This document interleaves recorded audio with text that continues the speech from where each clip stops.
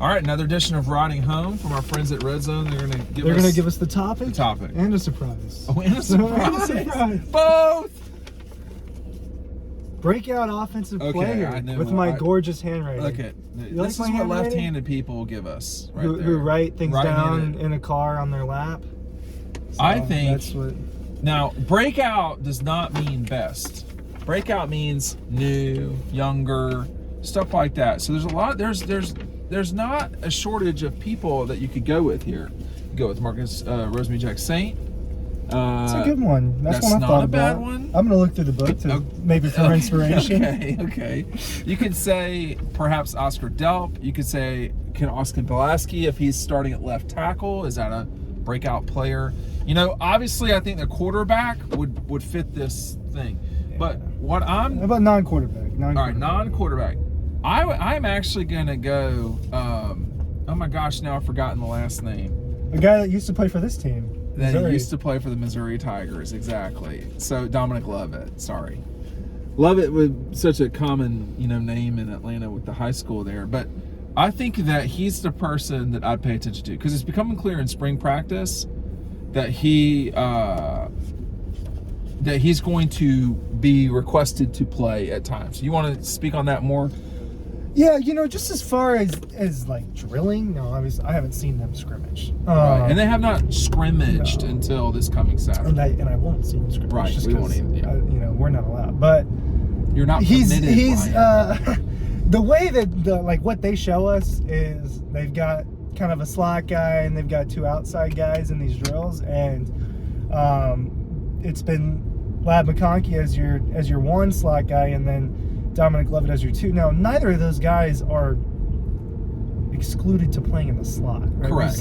We've seen both of them play both. I think they're both going to play a lot. I think Dominic Lovett is going to be on the field a lot. So I don't. He's shifty. I'll tell you that right now. Shifty dude. That's the first thing I'd say. Just me watching him work out. Productive. Yeah. He was a productive player at Mizzou. Had 80 yards against the DAWGS this past year. Had like 80 yards. Do you think that I think he will have more yardage than Oscar Delp? Okay. But is kind of we're really reaching here. Would Oscar have more catches than Lovett if Brock Bowers was not in front of him? Like, how good a player, if we're stacking up 1 through 80? Oscar Delp. Yeah, how good is Oscar Delp? That's a great question. So that's the other person that I would be watching here is Oscar Delp, because I think that he showed last year that he essentially was the 3. Like, well, he straight up was the 3. He was the 3, and he's the 2 now. But right. With Oscar, I kind of talked about this a little bit in the video the other day I did, where I was talking about what you lose with Darnell Washington. Like, how do they work with that? It will be interesting to see how different that looks, because Darnell was in there a block so much. A lot. And they're just not going to ask Oscar to do as much as he did. He's not Darnell. No. I mean... And, I think of the one play where I was like, wow, Oscar Delp really did help out blocking on that touchdown, was Kendall Milton's run against Ohio State. So, it's just one that pops out in my head. I don't have a lot of Oscar Delp blocks in my losing head. Darnell is that. It's a big deal, man, matters. and that's what I talked about. It's a big deal. I would say Oscar Delp would have more catches than Dominic Lovett if he was the number one. If he was the number one. Make sure that we talk about these sort of things a lot over on Dog Post. We can only do so many videos a day. Make certain you are signing up for our newsletter. The link is down below. It's very important. Throw the book up real quick. Yeah. If you want the Stetson book, it may be available still. I don't know at this point. It's been going pretty quick. I don't have many of them. If you just want Double Dogs, that's available too. We also have Dog Structure. But make sure you're signing up for the newsletter. I think, I just saw you flip past a picture of Lab McConkey. What we also can't know is how will injuries play into this thing. This touchdown is what I was talking about. Okay, go ahead, show the screen. You can't see Oscar in it, but he's behind Kendall. That was a play where he mattered a lot as a blocker. I can't remember if that was a play where they scored to tie or take the lead. against Ohio State. No, this would not have given them the lead. This was either to They were down 21-7, I believe, when this touchdown was scored. So I think this was to make it 4. Right. It was either to make it 14 or to tie it.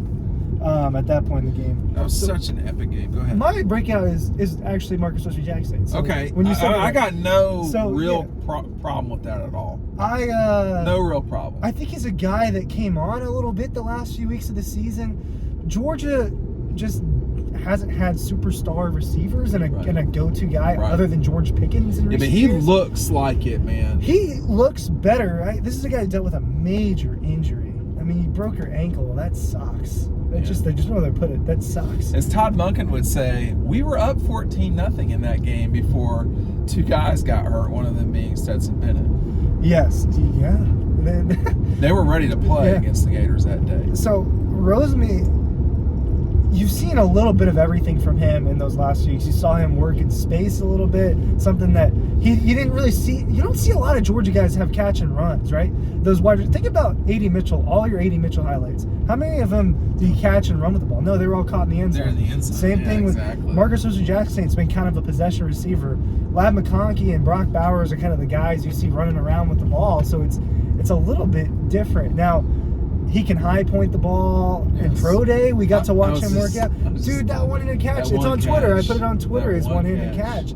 It was sick, man. And that was the only time anyone made a sound in that entire event. I think I made a sound. Everyone did. It was like, oh. I was like, ooh, that was good for Marcus Rosemy-Jacksaint doing that in front of all the scouts. Keep your coach's whistle on over there, scouts. You'll be all right. You know, it's just a one-handed catch, but it was amazing. It was, and there's a picture in here where he's high pointing the ball. He's got good hands. It's my image now, Dean. Don't. At some point, this was gonna happen. Here we go. Here we go. At some point, let's just go straight to it. Yeah, dude, that's my picture. Of all the things that we're going to discuss about this, we're going to start talking about it. That is a very good catch by him. That was not a great thrown ball. It wasn't. By Stetson Bennett that day. And he can high point the ball. They needed that moment to get it going a little bit.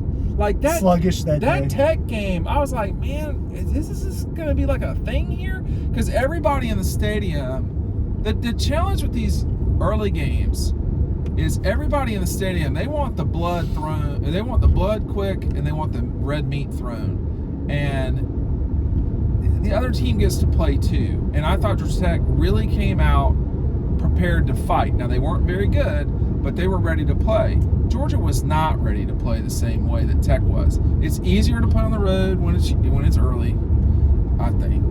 But Marcus making that play mattered. I just think of some of like Georgia going to Carolina and beating the absolute snot out of them. It was a noon game. Tennessee, LSU, that was an early game. Tennessee just slammed LSU in that game. And I don't think any of us thought that was going to happen. No, not like that. Not like that. Not the way. Like that was like, wow, these guys are going to be good. That was an eye-opening game because they beat the team that they beat. I mean, was Tennessee the second best team in the league last year or the third? So like that's another. They were technically the second best. Yeah.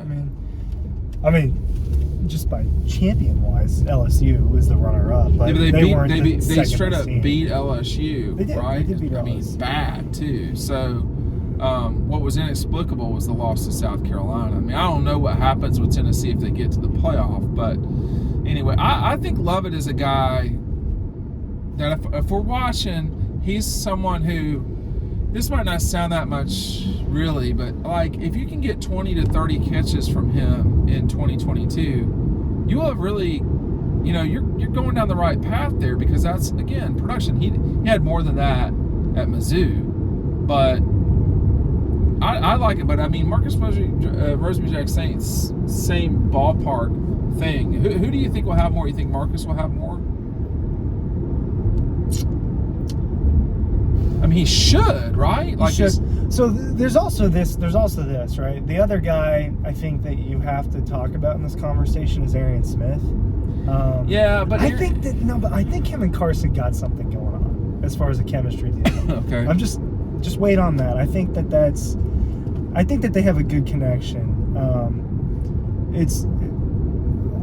They've hit on balls at I think a spring game in the past. They did. Yep. every time that I go to practice and I'm watching Carson Beck, I always feel like he has the most chemistry with Arian Smith. So I think that's something to watch out for. I think all those guys, all those wide receivers. It's not a bad receiving group, but they have to be productive in a way that they have been in the past. I mean, Bowers being around will help the receivers for sure. And yeah, and I mean, it's just he's one of those guys you just have to get the ball in his hands. He's essentially talking about Bowers. Yeah, he's essentially a receiver. I mean, well, he's both. He's both. He is both. He is the knight on the chessboard. He can do a lot of things that other people can't do. Is he blocking? Is he eligible? Yes, he's eligible. And I don't know what really makes him so special besides all of the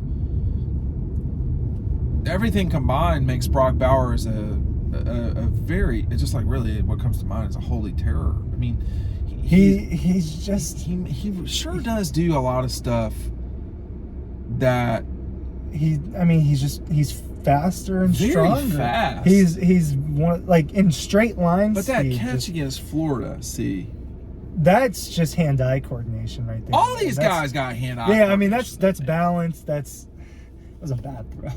It was a really bad throw, but it should have been picked. He took lemons and made like the nicest lemonade ever on that like play. $5 lemonade right there. What is in a $5 lemonade? What is that?